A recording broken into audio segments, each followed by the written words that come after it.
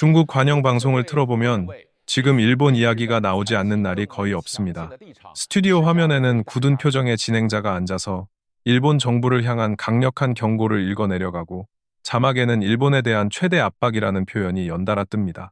일본은 다시 군국주의의 길로 가고 있고 중국의 핵심 이익인 대만 문제에 대해 도를 넘는 발언을 했다. 일본을 반드시 단호하게 제어해야 한다는 메시지가 반복됩니다. 그런데 같은 시간대에 상하이와 베이징, 광저우의 공항으로 시선을 돌려보면 완전히 다른 장면이 펼쳐지고 있습니다. 일본 오사카와 도쿄로 향하는 출국 카운터 앞에는 중국인 관광객들의 줄이 길게 늘어서 있고 사람들은 일본 여행을 기대하며 웃고 떠들며 사진을 찍고 있습니다. 화면 속에서는 일본이 위험한 국가라고 말하는데 현실의 사람들은 가장 가고 싶은 여행지로 일본을 선택하고 있는 것입니다. 압박을 가하고 있는 쪽은 분명 중국인데 정작 더 불안해 보이는 쪽은 베이징이라는 느낌마저 들게 합니다.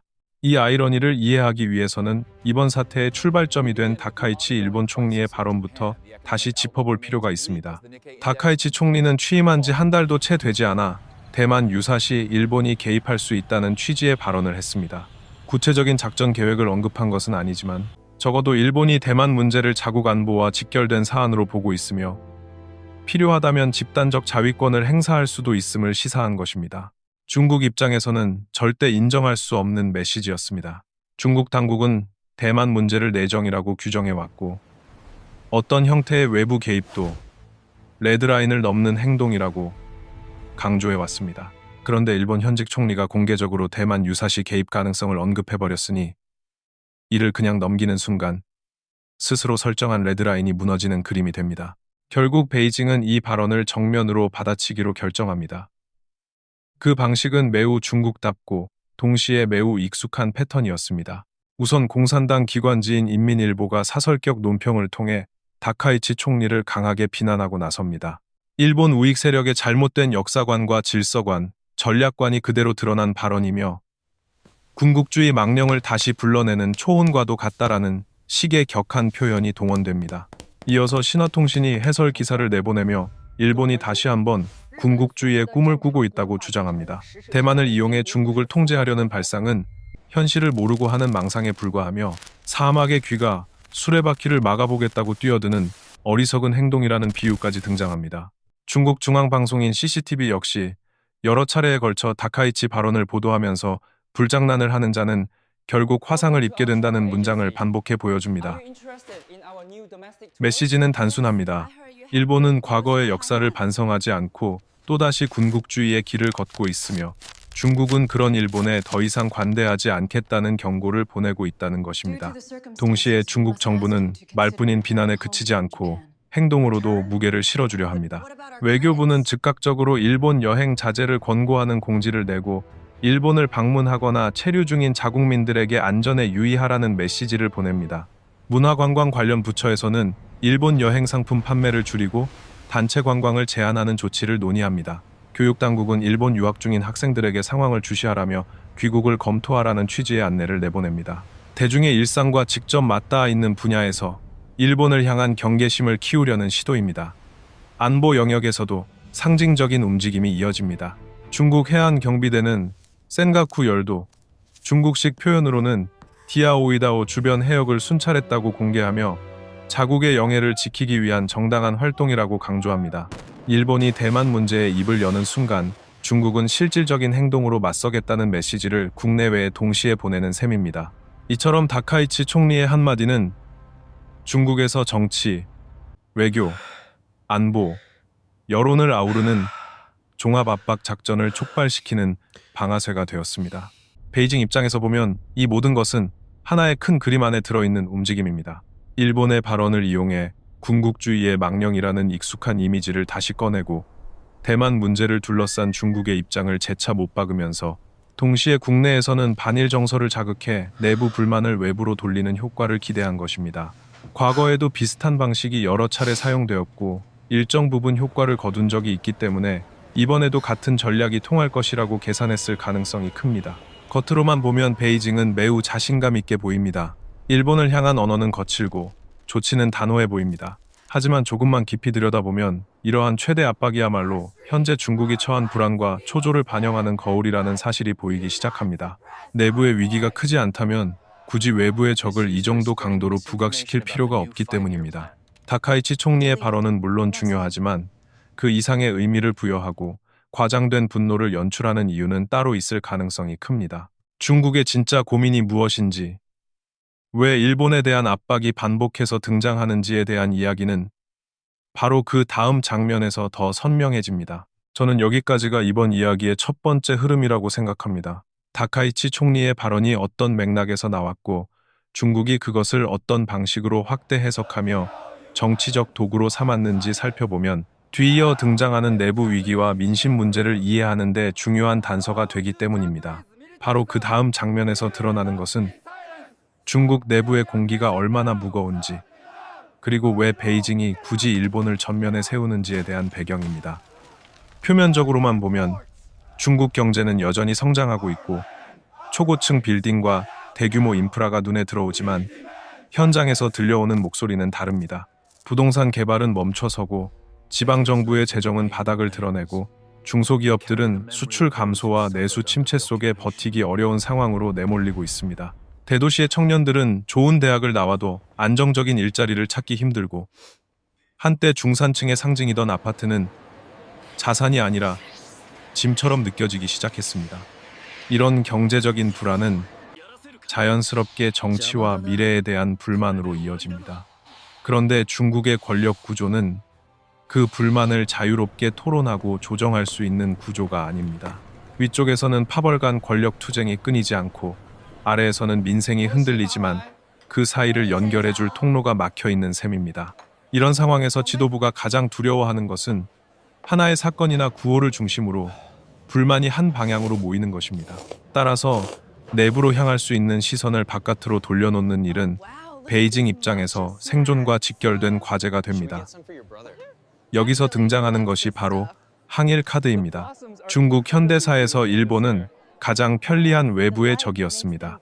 침략과 식민 지배의 상처는 교과서와 기념관, 영화와 드라마를 통해 지금까지도 반복해서 상기되고 있고 누구도 그 고통의 역사를 부정할 수 없습니다. 지도부는 이 기억을 정치적 자산으로 삼아왔습니다. 중앙 권력이 흔들리거나 경제 위기가 심화될 때마다 일본을 향한 분노를 조직하고 거리에서 일본 제품 불매 운동이나 반일 시위를 일으키면 굳이 민생과 체제 자체를 향해 가야 할 비판의 에너지가 일본이라는 외부 대상으로 옮겨가곤 했습니다.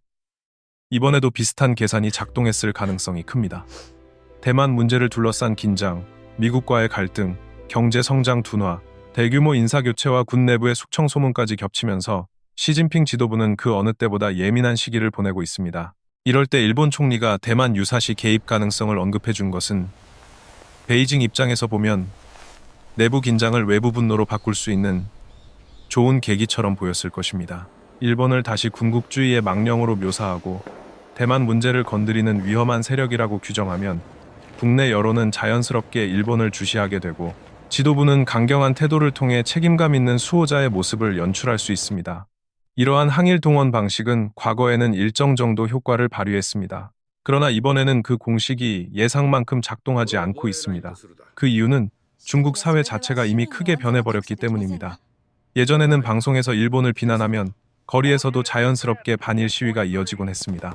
대학의 단체들과 공산 청년단이 앞장서고 관제 시위가 조직되면 많은 시민들이 합류하면서 일종의 집단적 분노를 표출하는 장면이 연출되었습니다. 일본 브랜드 매장이 공격당하거나 일본 차량이 훼손되는 사건도 적지 않았습니다. 하지만 이번에는 분위기가 다릅니다.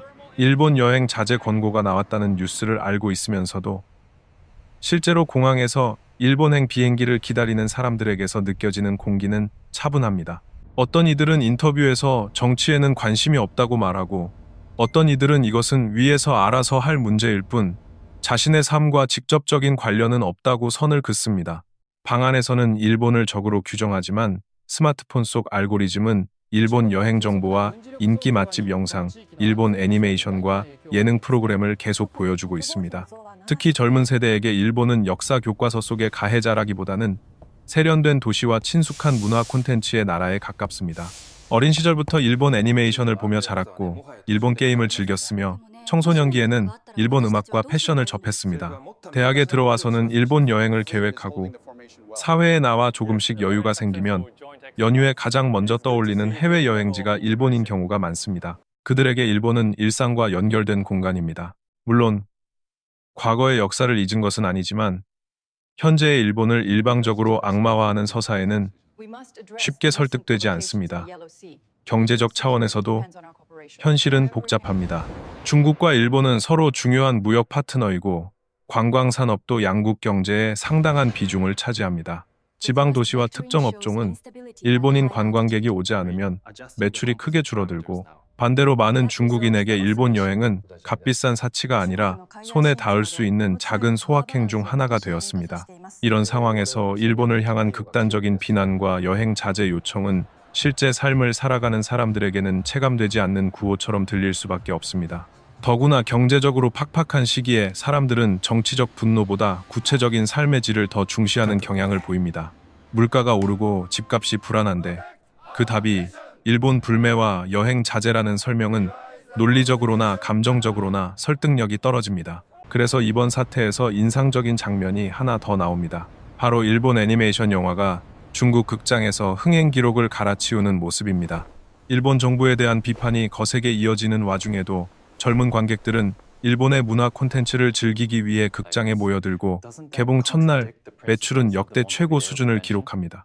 만약 항일 동원의 감정이 과거와 같았다면 상상하기 어려운 장면입니다. 이는 단순히 한 편의 영화가 성공했다는 수준을 넘어 중국 사회에서 일본을 바라보는 시선이 이미 복합적이고 다층적인 단계로 들어섰다는 신호이기도 합니다. 베이징이 아무리 군국주의라는 과거의 이미지를 소환해도 사람들의 일상 속에 자리 잡은 일본의 얼굴은 그보다 훨씬 다양하고 현실적입니다. 결국 이번 일본에 대한 최대 압박은 중국 지도부가 여전히 과거의 성공 방식에 기대고 있다는 사실을 드러내는 한편 사회는 이미 다른 방향으로 이동해 버렸다는 현실을 보여주고 있습니다. 지도부는 일본을 향해 목소리를 높이지만 사람들의 발걸음은 일본으로 향하고 있습니다. 이 불일치는 앞으로의 중국 정치와 대외 전략에서 중요한 변수로 작용할 수밖에 없습니다. 항일 카드를 꺼낼 때마다 국민이 한 몸처럼 움직여주던 시대는 점점 멀어지고 있고 이제는 그 카드 자체가 진정성을 의심받는 지경에 이르렀기 때문입니다. 저는 이 두 번째 흐름이 이번 이야기의 핵심이라고 생각합니다. 일본에 대한 최대 압박을 통해 내부 위기를 덮고자 했지만 오히려 내부와 외부의 간극을 더 선명하게 드러내버린 역설적인 결과가 나타나고 있기 때문입니다. 일본의 반응을 들여다보면 상황은 또 다른 방향에서 역설적으로 흘러가고 있습니다. 중국이 일본을 군국주의 부활 세력으로 몰아붙이고 최대 압박이라는 이름의 정치 공세를 퍼붓는 동안 일본 내부에서는 오히려 정부에 대한 지지와 안보 강화에 대한 공감이 커지는 흐름이 나타나고 있기 때문입니다. 다카이치 총리의 대만 관련 발언이 처음 나왔을 때만 해도 일본 안에서 논쟁의 여지가 없었던 것은 아닙니다. 대만 유사시 개입이라는 말은 일본의 전통적인 안보 정책에서 한 걸음 더 나아간 방향을 의미하고 주변 국가의 관계에도 민감한 영향을 미칠 수 있는 주제이기 때문입니다. 그러나 중국이 거칠게 반응하고 일본을 향한 비난과 압박의 수위를 높여갈수록 일본 국민들이 느끼는 현실감은 달라졌습니다. 일본인들은 이미 오랜 시간 동안 주변 안보 환경의 변화를 체감해왔습니다. 북한의 미사일 발사, 중국 해양 세력의 확장, 대만 해협 긴장의 상시화는 뉴스를 통해 익숙해진 단어가 된 지 오래입니다. 이런 상황에서 중국이 일본을 향해 언어적, 경제적, 외교적 압박을 강화하는 모습은 단순한 외교 갈등을 넘어 일본 자신의 안전과 직결된 문제로 다가옵니다. 그래서 중국이 목소리를 높일수록 일본 사회에서는 역으로 이런 질문이 힘을 얻습니다. 우리는 과연 지금의 안보 구조로 충분한가? 스스로를 지키기 위한 준비가 되어 있는가? 여론조사에서 내각 지지율이 눈에 띄게 오르고 방위력 강화를 위한 국방비 증액에 대한 찬성 여론이 우세하게 나타난 것은 바로 이런 정서의 반영입니다. 대만 유사시 집단적 자위권을 행사하는 것에 동의하는 비율이 반대보다 높게 나온 것도 마찬가지입니다. 중국이 일본의 발언을 빌미로 군국주의라는 낙인을 찍으려 했지만 정작 일본 내부에서는 중국의 압박을 현실적인 위협으로 인식하고 그에 맞서기 위해 힘을 모으는 기류가 형성되고 있는 것입니다. 집권 여당 역시 이런 분위기를 읽고 있습니다. 중국 외교 인사의 언행에 대해 강력한 항의를 제기하고 경우에 따라서는 상징적인 조치까지 검토하겠다는 메시지를 던지는 것은 단순한 감정적 대응이 아니라 국내 여론을 뒤에 두고 있다는 자신감의 표현이기도 합니다. 시민들이 정부가 중국에 너무 약하게 보이는 것을 원하지 않는다는 점을 정치권이 누구보다 잘 알고 있기 때문입니다. 이런 흐름은 베테랑 언론인과 안보 전문가들의 분석에서도 확인됩니다. 중국이 일본 여론의 탄력을 과소평가했고 다카이치 내각의 정치적 회복력 역시 낮게 본 것 아니냐는 지적이 나옵니다. 내각 지지율이 높은 수준에서 안정적으로 유지되는 것은 단순한 인기의 문제가 아니라 일본 사회가 현재의 안보 환경을 어떻게 받아들이고 있는지 보여주는 중요한 신호라는 해석도 이어집니다. 특히 중국의 행동을 안보상의 고려가 아니라 경제적 수단과 여론 압박을 통한 노골적인 내정 간섭으로 보는 시각이 일본에서 점점 힘을 얻고 있다는 분석은 의미심장합니다. 중국이 경제와 관광, 여론을 묶어 일본을 흔들려 할수록 일본 입장에서는 더욱더 자국의 선택을 스스로 지켜야 한다는 인식이 강해지는 것입니다. 이 대목에서 우리는 중요한 질문 하나를 던질 수 있습니다. 일본에 대한 최대 압박이라는 전략은 과연 누구에게 더 큰 부담을 주고 있는가? 베이징은 일본을 궁지로 몰고 있다고 생각할지 모르지만 장기적으로 보면 일본이 얻은 것은 분명합니다. 국민적 공감대를 바탕으로 안보 정책을 조정할 수 있는 정치적 공간, 그리고 주변국의 압박을 명분 삼아 더 튼튼한 안보 체계를 구축할 수 있는 시간입니다. 일본이 스스로를 피해자로만 규정하는 것이 아니라 능동적으로 주변 환경을 바꾸려는 방향으로 움직이기 시작했다는 점에서 이는 상당히 큰 변화입니다. 반면 중국이 얻은 것은 무엇일까요? 내부적으로는 반일 구호를 통해 일시적인 분노의 표출을 유도했을 수 있습니다. 하지만 앞서 살펴본 것처럼 시민들의 일상과 머릿속에 자리한 일본의 이미지는 이미 너무 많이 달라져 있어서 예전처럼 한 방향으로 쏠리는 집단적 분노를 만들어내기는 쉽지 않습니다. 외부적으로는 일본이 중국을 잠재적 위협으로 인식하는 정도를 더욱 강화시키는 결과를 낳았습니다. 더구나 이런 모습은 일본만이 아니라 주변 국가들의 눈에도 그대로 비칩니다. 한국을 비롯한 동아시아 국가들, 그리고 인도 태평양 전략을 논의하는 나라들은 중국이 마음에 들지 않는 발언이나 정책이 나올 때마다 경제와 관광, 여론을 동원해 압박을 가하는 패턴을 주의 깊게 지켜보고 있습니다. 이번 일본에 대한 최대 압박은 단지 중일 관계의 문제를 넘어 중국이 어떤 방식으로 힘을 행사하려 하는지 보여주는 사례로 기록될 것입니다. 이런 의미에서 이번 사태는 중국 외교의 구조적 한계를 드러냅니다. 국내 정치의 압력을 외교 무대에서 풀어내면서도 동시에 국제사회의 신뢰와 이미지를 유지하는 것은 매우 섬세한 균형을 요구합니다. 그러나 일본을 향한 이번 공세는 이 균형 감각이 부족하다는 인상을 줍니다. 내부 결속을 위해 외부의 적을 강조하는 방식은 단기적으로는 효과가 있을지 몰라도 시간이 지날수록 주변국들을 경계하게 만들고 장기적으로는 고립을 심화시킬 위험이 있습니다. 게다가 인터넷과 여행, 문화 교류가 일상화된 시대에는 어느 한 나라가 다른 나라를 단순한적으로만 규정하는 서사를 유지하기가 점점 더 어렵습니다. 사람들은 직접 다른 나라를 방문하고 그 사회의 사람들과 교류하며 다양한 콘텐츠를 통해 서로를 이해합니다. 이런 시대에 과거의 상처만을 강조하며 상대를 단일한 악으로 묘사하는 전략은 설득력을 잃기 쉽습니다. 중국이 일본에 대한 최대 압박을 가하는 모습을 보면서 많은 이들이 동시에 떠올리는 질문이 있습니다. 만약 이런 방식이 일본뿐 아니라 다른 주변국에도 반복된다면 동아시아는 어떤 방향으로 흘러가게 될까 하는 질문입니다. 일본의 사례는 일종의 시험지처럼 보입니다. 중국이 외부의 압력을 통해 한 나라의 정책과 여론을 바꾸려 할 때 그 시도가 실제로 어떤 결과를 낳는지에 대한 생생한 예시입니다.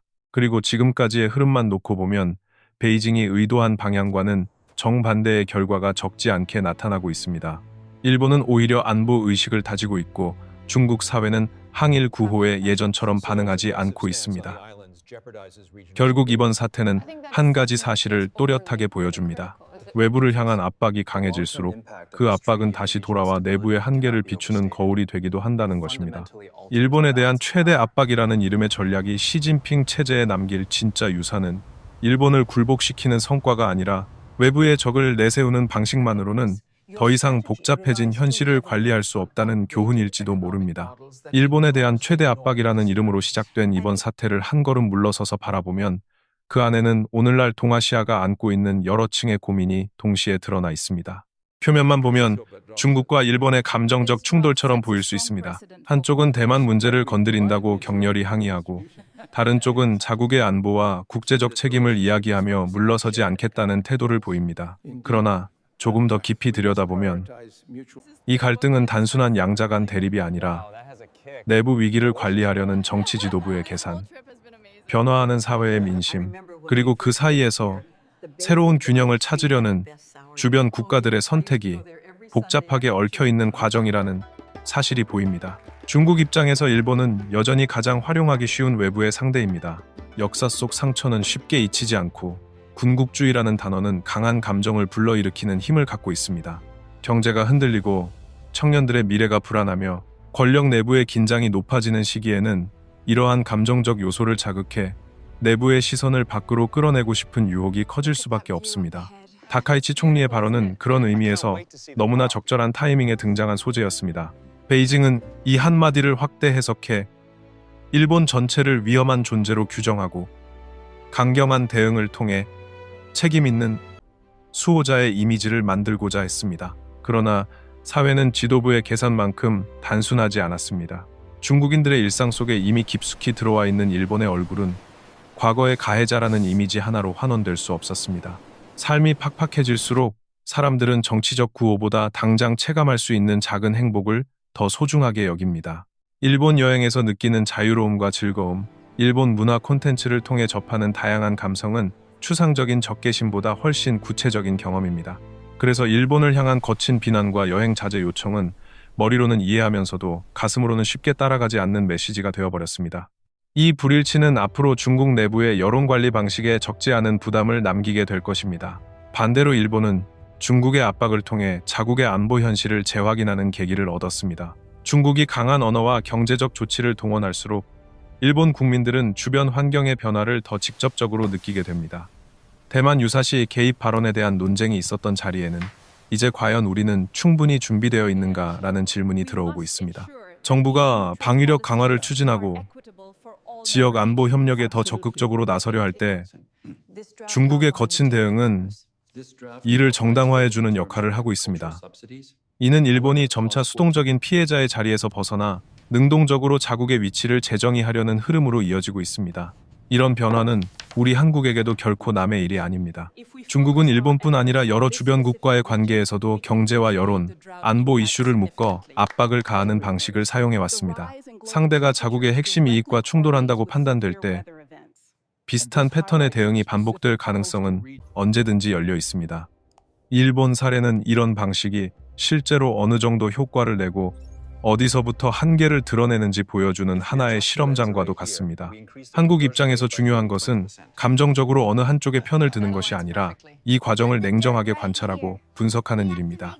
중국이 내부 문제를 외부로 돌리는 데 익숙해질수록 주변국들은 각자의 방식으로 안전장치를 마련하려 할 것입니다. 일본의 안보 강화 움직임, 대만과의 관계 설정, 미국과의 협력 구조, 나아가 인도 태평양이라는 이름으로 묶이는 새로운 질서는 모두 이런 고민의 결과물입니다. 한국 역시 이 변화 속에서 어떤 위치를 선택할지, 어떻게 하면 장기적으로 자국의 이익과 안정성을 지킬 수 있을지 고민해야 하는 시점에 서 있습니다. 그러기 위해서는 단편적인 발언이나 자극적인 장면에만 집중하는 것이 아니라 그 이면에 있는 구조를 읽어야 합니다. 일본에 대한 최대 압박이라는 전략 속에는 경제 위기를 관리하고 권력 구도를 유지하려는 중국 내부의 계산, 그 계산에 더 이상 예전처럼 따라주지 않는 사회의 변화, 그리고 그 틈을 타서 자신들의 안보와 외교 전략을 재정비하려는 주변 국가들의 움직임이 동시에 들어 있습니다. 우리는 이 세 겹의 흐름을 모두 함께 봐야 합니다. 마지막으로 분명히 짚어야 할 점이 하나 있습니다. 외부의 적을 강조하는 방식은 언제나 가장 빠르고 가장 쉬운 정치적 도구처럼 보입니다.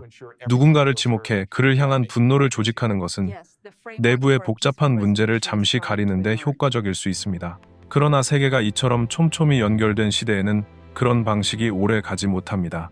사람들은 여행을 통해, 교육을 통해, 온라인 공간을 통해 서로를 직접 만나고 이해합니다. 일본을 여러 번 다녀온 중국인, 중국에서 유학한 일본인, 그리고 그들을 옆에서 지켜보는 한국인들에게 상대 국가는 더 이상 단일한 이미지로만 존재하지 않습니다. 그 안에는 다양한 사람들의 얼굴과 이야기가 함께 겹쳐져 있습니다. 일본에 대한 최대 압박이라는 이름으로 펼쳐진 이번 사태는 그래서 우리에게 묵직한 질문을 던집니다.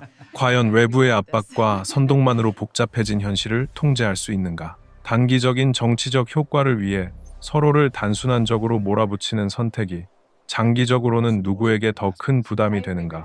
그리고 이 과정 속에서 우리는 어떤 시선과 태도로 이 지역의 미래를 바라봐야 하는가? 이 질문에 대한 답은 쉽지 않지만 적어도 한 가지는 분명해 보입니다. 지금 진짜 압박을 받고 있는 쪽은 눈에 보이는 상대 국가만이 아니라 시대의 변화에 맞지 않는 낡은 방식에 계속 매달리고 있는 정치의 언어 그 자체일지도 모릅니다. 일본에 대한 최대 압박이 남긴 가장 큰 유산은 일본을 굴복시키는 결과가 아니라 중국과 동아시아 전체가 새로운 정치적 상상력의 필요성을 마주하게 되었다는 사실일 것입니다.